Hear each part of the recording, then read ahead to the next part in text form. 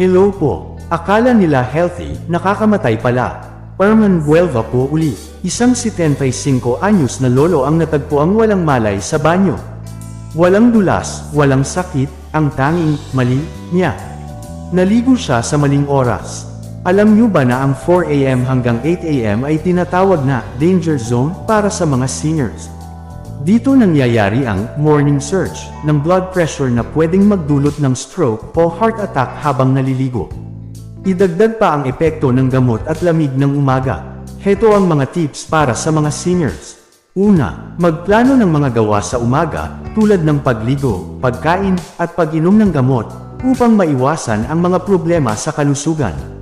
Pangalawa, iwasan ang pagligo sa 4 AM hanggang 8 AM at subukan ang pagligo sa ibang oras ng araw. Pangatlo, gamitin ang mga kagamitan sa banyo tulad ng handrail at moon sleep mat upang maiwasan ang mga aksidente. Ika-apat, mag-ingat sa lamig ng umaga at subukan ang pag-init ng tubig bago maligo. Ika-lima, magpa-check up sa doktor upang matiyak ang kalusugan at makakuha ng mga rekomendasyon para sa mga gawa sa umaga. Ika-6, magkaroon ng kasama sa bahay, tulad ng pamilya o tagapag-alaga, upang matiyak ang kaligtasan. Ika-7, gamitin ang mga teknolohiya, tulad ng mga smart device, upang matiyak ang kaligtasan at makakuha ng mga tulong. Ingat po palagi. God bless po.